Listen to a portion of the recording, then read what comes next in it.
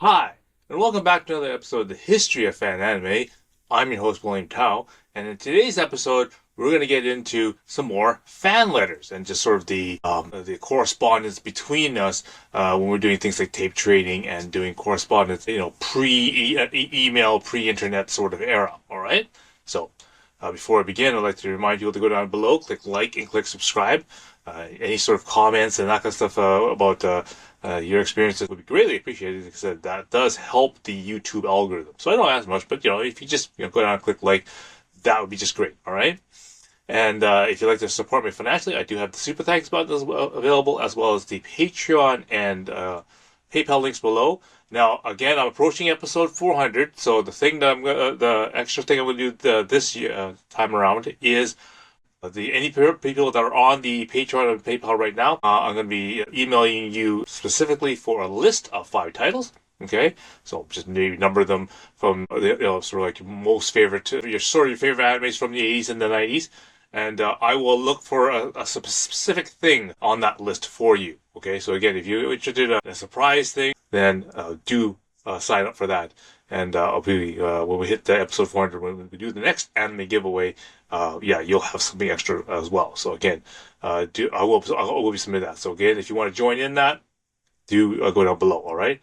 The other new thing that I would also like to add is that um, the Patreon also has all the various different resources available But on that for fateful not day only in this French channel but also class, for the special everything members. changed. I've As now fate would added have it, a Walter sort found of a himself seated right slideshow next to Lynn, version of the my girl first who ebook seemed to available possess an on ethereal the charm. Patreon. Again, Her if presence you're alone was enough to on set any of the any tiers boy's on the Patreon, imagination on you get fire. that book for free. All right, Walter so was it's no both audio exception. version and He now was you have a instantly video version captivated by her slideshow beauty and version for grace. you. So again, if you However, don't want to Walter read was it, naturally it'll be shy and read had to you, always been and you aware also of have Lynn's something on your existence. screen He to would actually often steal watch, glances at to keep her, your mesmerized by her attention deficit stunning disorder appearance. in But check, right? whenever Lynn Okay, caught him in the because act, everyone's instead into of scolding short him or content. giving him a But yeah, so cold that's stare, available again she for free. smiled. The members He could go quickly look at that. averted So his again, if you're eyes interested from in that, Lynn, you can also retreating check his out that gaze as well. back to the pages of the All right, text. so today's episode is about fan letters. Now, again, when we did a lot of tape trading and a lot of correspondence back in the past, it was way too expensive to use long distance phone calls because you get charged maybe 10 cents, 25 cents a minute to talk to somebody long distance. So people didn't want to really do that. We didn't have email, and not everyone had emails because not everyone had email addresses from dial-ups or from the particular institutions that they were in. So they didn't have an email, so you couldn't contact them that way. So the most logical way that was the most cheapest was just put a stamp on write a letter, put a stamp on an envelope, and then send it. Because usually it was only 50 cents or something like that, and you can get a whole letter written in, and then of course we could correspond back and forth using that one. Sure, it took days, about weeks to get letters to people and then get their reply back and all that kind of stuff. But that was pretty much the norm. Okay, so I'm going to go through a couple of letters and then sort of the correspondence going with them and some of the things that occurred with these letters. Okay, so the first letter I have here is from a Douglas Williamson out of Centerville, Virginia. And he writes somewhere down at the bottom here, says, first of all, my club would like to get copies of some of the shows which you have got subtitled. What are the terms under which you make these copies? I have enclosed an international reply coupon and I hope to cover the expense of the reply. So a lot of people, when they ask for tape requests and information, they're mailing in regards to their little club that they have, a fan club that they have in their school, or maybe it's inside their college, university, that type of thing, or maybe just something in the local within their little town, community center, that type of thing. They want to make a fan club, which gets anime. And so one of the things that they need is, of course, new content. Right? They need videos that are, hopefully in English and not in Japanese. Obviously, not very much is English dubbed, but a lot of things that we were doing at this time is English subtitled. This letter is from June 1992, so we've already got a pretty extensive list of titles available. That people are start finding out about. So first part, he explains that he's part of a club and he wants to get some more stuff. The second part I may make a note is that he says he's enclosed an international postage reply coupon. So instead of putting in SASE, which is a self-addressed stamped envelope, so basically an empty envelope, an unused envelope, that has his name already on it as the return address, and he's already got a postage stamp already put onto it.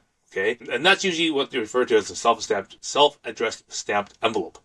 Okay, and the purpose of that is that I can quickly write my letter, my response back. Okay, throw it into the envelope. It already has the postage on it, so I just throw that into the post office box, and it's ready to go. Done. Now, of course, the problem, of course, is that he's in the United States and I'm here in Canada. U.S. stamps don't work here in Canada. So what the most common thing that most people ask for is what they refer to as an international reply coupon.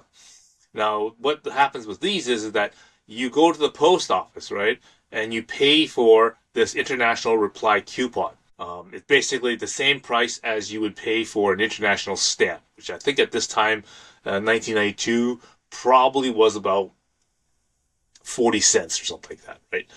And then basically what that does is that when I take that coupon to my post office, that will guarantee the price of an international stamp to be put onto the letter. Okay, so basically, it makes sure that I have enough money to send that letter back to the person internationally, right? So all over the world. So that's the replacement for actually putting the stamp on there. So that's fine, whatever. Okay. So that's the first part covered. Anyway, continues. Second, I have an extensive animation collection of my own, and I'd be interested in trading with you folks for fresh material. And then he comments that I have an SVHS VCR as well as a regular VHS, both hi-fi and stereo, and I have a Laserdisc player, which might be of use to you. Okay. So again, at this time, many people who are interested in doing this kind of correspondence or getting kind of material, you kind of need to have two VCRs or a Laserdisc and a VCR to be able to make copies, as well as to duplicate tape to tape as well, so that you can distribute and show people other things. Because then there's no other way that if say, hey, this is a great anime, you can't give them a link or a reference, or even you can't even show them a picture of it without actually, having a physical photograph or a magazine, right? So the only way you could really do it is if you, put it make a copy of it onto another video cassette and say, here, you can borrow this video cassette, or this is your video cassette, or give me a video cassette, and I'll put a copy of it on there, and then you can check out this new anime type of thing, right? That's the only way to do it. Anyway, he comments down here. Let's see. More notable items for your purpose includes the following Laserdiscs. Cat's Eye Perfect Collection Set 1. So basically Season 1 of Cat's Eye. 3x3 Eyes Volume 1 to 3.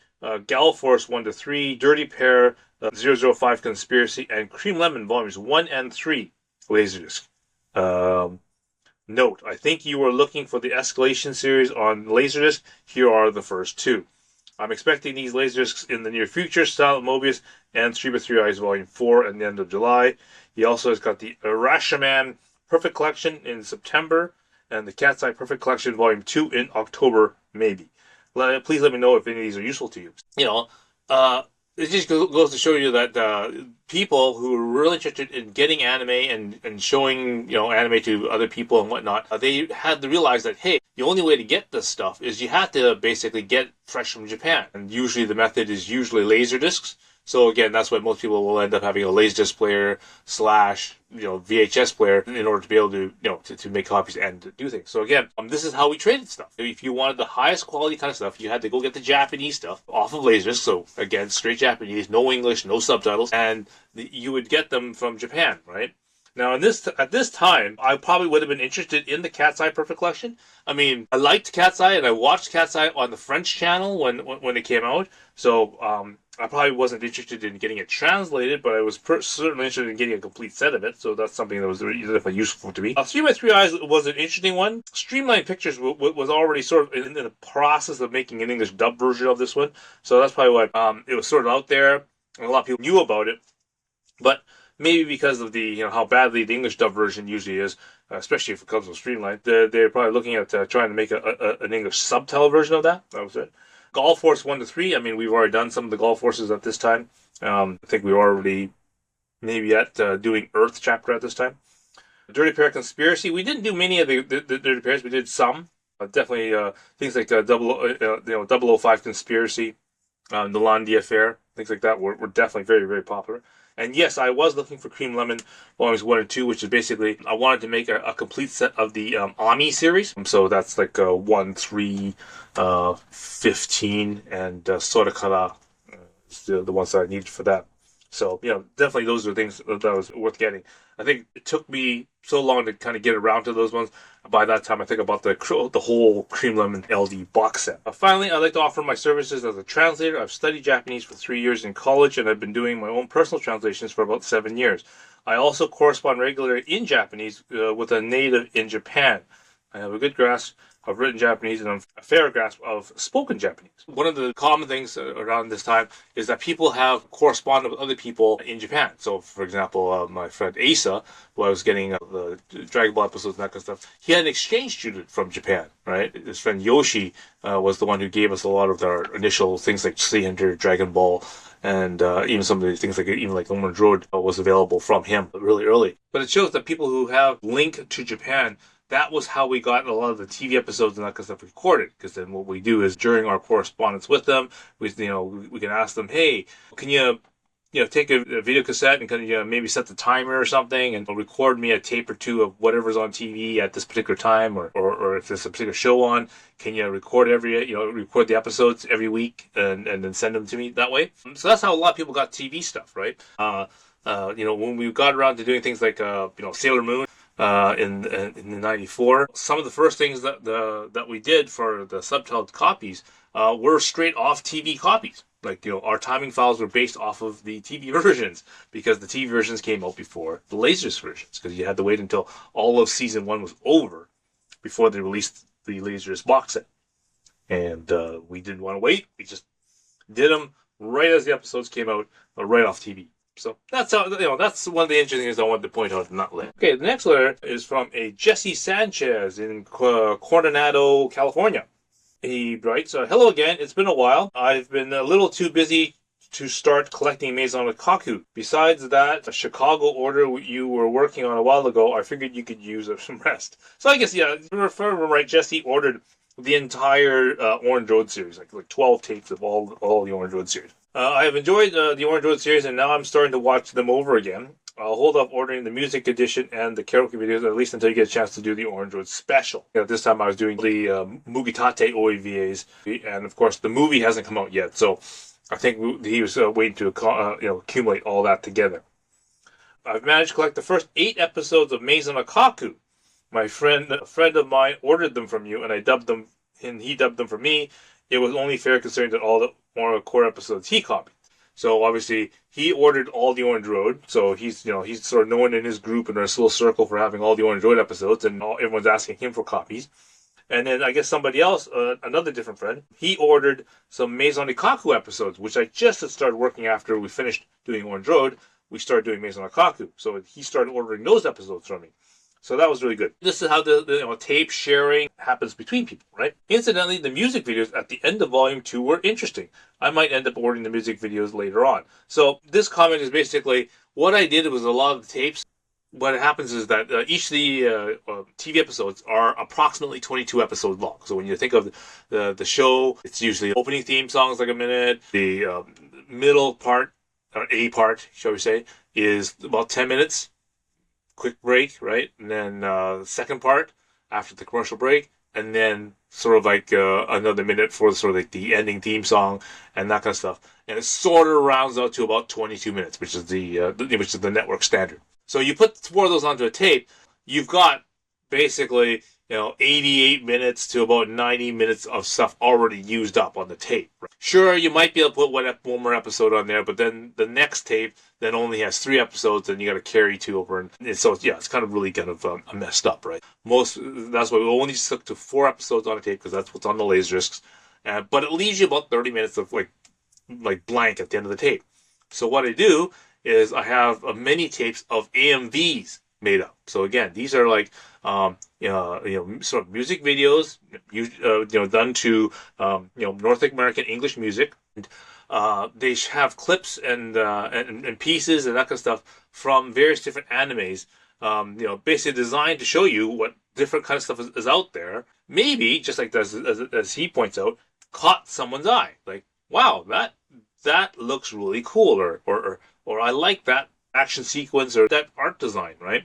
And it gets you triggered. It gets you sort of interested in more stuff, and like, hey, piques your curiosity, as it were, right? So again, yeah. So I had up to 4 different video cassettes full of different AMVs, and I basically just threw them more or less randomly on the end of these tapes, so that when you get to them, and you get your end of your, well, for example, the end of your Orange Road episodes, and then you'll end up with another 30 minutes of music videos and that kind of stuff, AMVs, to basically fill up the rest of the tape. So that's good. Okay. So the next one is from a Ken Amondi from Baltimore, and he writes, "Hi, I saw the article Dave Gelbart posted on Usenet, and would like to order some of your subtitled video cassettes. Vampire Princess Mew, if you didn't finish those, replaced the last one with Bubblegum Crisis 4 in SP, and the first 12 episodes of Orange Road in EP, and about 6-hour speed." So in this case, he's basically, saw a posting that Dave Gelbart. Now, if I remember right, Dave was the person who was my liaison for /FidoNet Usenet. He had a way to bridge FidoNet messages to the Usenet feed. And so he was able to help me put the anime articles onto the Usenet. So obviously someone in Baltimore managed to catch the feed from Vancouver here and wanted some more information. So this is him sending in some information about the various things on there.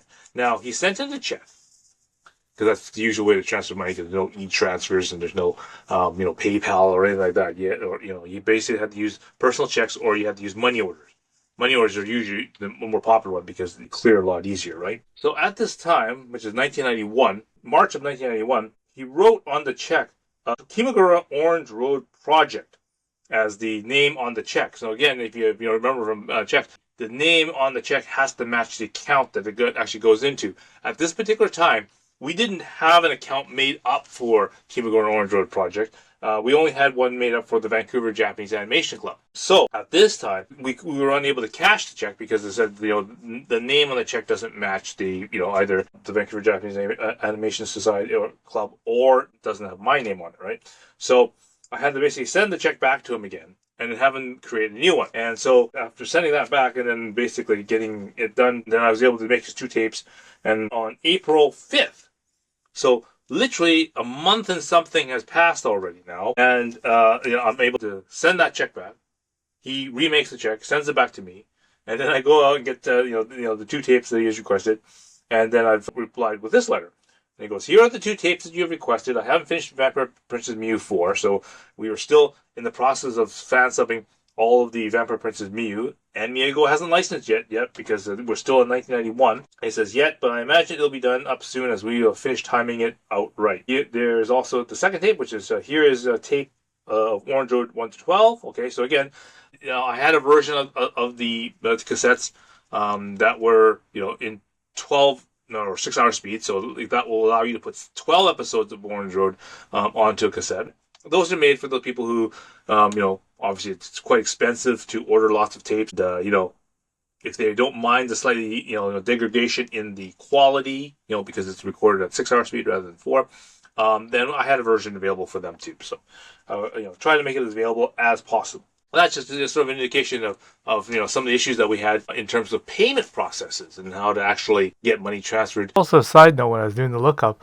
I also noticed that Ken Aromandi was the creator of the alt.fan.Sailor Moon news group in 1995, just basically when they started releasing the English dub version of Sailor Moon on TV. He got this news group started to basically be the support and the forum for Sailor Moon here in North America. And again, we already had started putting out the fan subs for Sailor Moon. Since Sailor Moon already came out back in 1992, we already had the fan subs already off of the VHS copies out on the market in 1993. Right, so we were still like 2 years ahead of the actual release here in North America for them. Okay, the next one is from a Joan Heberlin out of Richland, Washington. Let's see, I saw your name and address out of the last issue of The Rose, the Anime Hashins newsletter. So again, this is one of the times where I had sent in my membership and I sent my ad for the classified section inside the Rose magazine. Again, at this time, it was a pretty big fanzine for the Anime Hashin group, okay? And obviously this person saw the ad and saw the list of titles that was available, and he was interested in some. So here we go. I would really like to see some of the titles you've listed. And this time I've had Pat Labor P2, so that's the second OEVA slash TV Laserdisc. So the way they released the Laserdisc was, at this time, was they released it with one P series OEVA and 3 episodes of the TV series. So this is the P series of Pat Labor. So at this time we've already done P1, P2, okay? And so obviously they're interested in that. Borgman Lover's Reign, he's interested in the Maison Kaku series, and City Hunter, which I've done like a whole, spotting of different episodes and the movies and all the OVAs for that. These are all favorite series for me. However, not being able to understand the Japanese limits of most of the plots. I would love, it would be great to see these with subtitles. Can I get subtitled copies? There's enough information on the classified to outline that these VFTs are available and trades and tapes are available. So the question becomes, do you do tape trades? I currently trade with several Anime Hashin members you may know, Bruce Carlson and Alec Orlick. So of course Bruce Carlson out of Phoenix and Alex Orlick out of he's in California. With no stereo. Yeah, some people still have beta, right? Anyway, so so this person just basically would like to get more information on how you get subtitle copies, whether you have to pay for the tapes or whether you do anime trades, right? And he goes and writes down, I hope there's something on my list that you would like, although it sounds like you are much more familiar with anime than I am and probably have a lot more context. I just found out about anime 2 years ago, so that's 1992. So he found out about anime in 1990. But I have since made 2 buying trips to Japan. What a wonderful place to visit, even for an illiterate gaijin. It goes to show that people are so interested in Japanese anime and that kind of stuff. They're willing to travel to Japan to go get stuff, right? Obviously, that's the way you have to do it. You have to actually go there to Akihabara or something and, go buy your manga and your laserdiscs and whatever, right? So he gives me a list, and this is very, very common, right? So basically, people who trade tapes and that kind of stuff or have laserdiscs of stuff, they'll usually have big long lists that they've typed out or handwritten out, and then what they'll do is they'll whenever they talk about doing tape trades with people, they'll have this list available. They photocopy it and then they send it along. So here you can see this list has a whole pile of different stuff that he's been trying to collect, and you can see all the very popular series that most people are really interested in right now. I can just go down the top of the list here: Appleseed, Ariel, Borgman, Bubblegum Crisis, of course, very, very popular. City Hunter, Crusher Joe, the big, huge, long list of Dirty Pair. Dangayo, of course, is one of the very first animes that a lot of people get into right now. Dominion Tank Police. 5-Star Stories, always a very popular one. Gunbusters. He has a whole pile of Legend of Galactic Heroes, a big swath of Lupin III, all of Maison Kaku, virtually all of the Nadia, Secret of Blue Water. He's got some Orange Road listed here, but no TV series here. He's also a whole bunch of the Pat Labor series already listed, so obviously he's got most of the episodes. He just doesn't have the translation for them, right? Project Echo, Record of Lotus War, very, very popular at this time. Shirato, one of the series that we were thinking of getting into probably after we finished all the Pat Labor and after we started working on some of the Magical Girl shows. We went back and did Shirato at this time. Udashat Surya, big huge blast. He has a Soul Bianca and Space Family Crawlvision. I remember we did the subtitles for those ones. Vampire Princess Mew again. Biggest movie probably around this time was Wings of Onomeus. Yeah, definitely. And he also had a whole set of Zillion there. So again, he's got a pretty good collection of tapes as of June '92. This is usually all these sort of things that people are collecting and getting into. And that's how we basically traded with each other using these lists. Anyway, so I hope you found this really interesting. So we'll get into more episodes with some more different letters, and I'll talk about some of the things that are associated with the different letters and how I dealt with some of them, okay? And again, if you have any experiences that you'd like to tell us, write in the comments below on your experiences. That's always good. I always like to hear stories of that kind of stuff, okay? So until next time, I will see you again.